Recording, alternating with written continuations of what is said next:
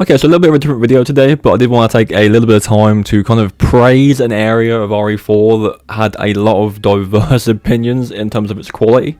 That, of course, being the island section, the final quarter of the game, the finale, the build-up, the action-heavy part of the game. And let me tell you, in the original game, people didn't like it as much as you would think.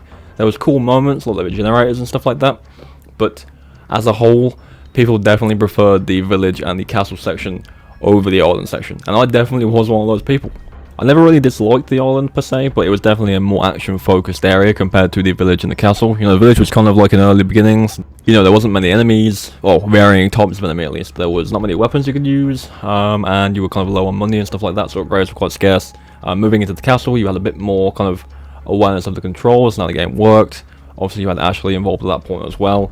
Enemies were a bit more dense in numbers and a bit more kind of communicated. They were a bit more kind of aggressive as well. They had different enemy types and weapons and stuff more frequently.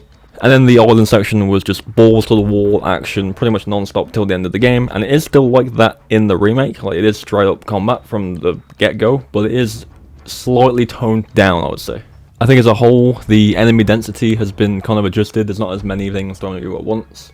There is a bit of a breather between certain areas now, especially with the regenerators part of the game. It's a lot more kind of spaced out between the combat sections rather than just being combat, regenerators, combat. There's like a bit of a gap between.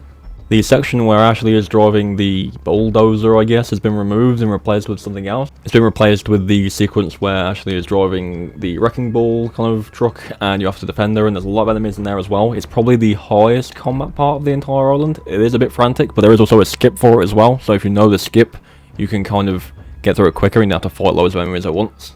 Of course, with the footage you're seeing in the background, the part of the island where Mike is there in the helicopter is still present. It's still a very high combat zone, and it definitely kind of tests you for pretty much everything you've learned throughout the entire game. It throws a lot of different enemy types at you throughout, and it is a rough sequence, especially on hard difficulties.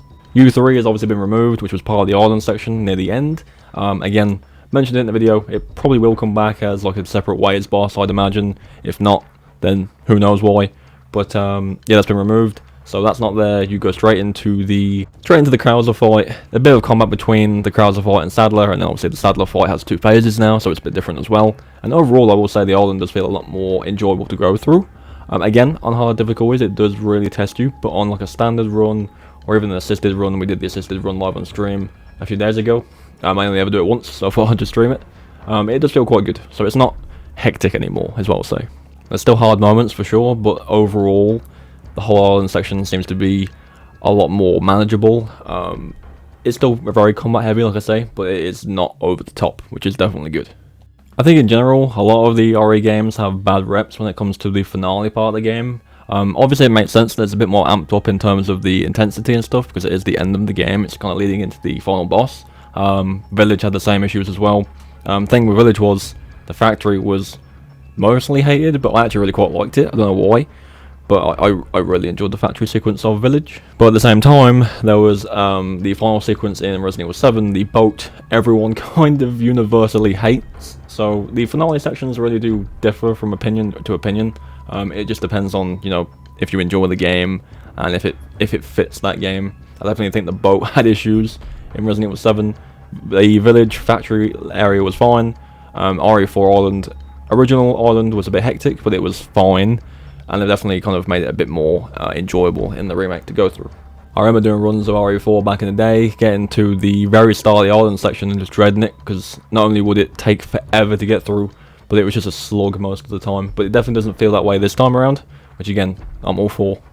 But that's pretty much going to do it. I just wanted to lay out some thoughts on the island section. I haven't seen many people kind of comment on it yet, because I know it's such a diverse opinion when it comes to talking about the island. But nevertheless, I wanted to throw my own thoughts out there. It is a good section, like I say.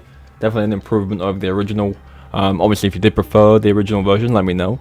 If you liked the island in the first place, let me know. Or if you don't like the remake version, let me know. Thank you for coming by, and I'll see you in the next one.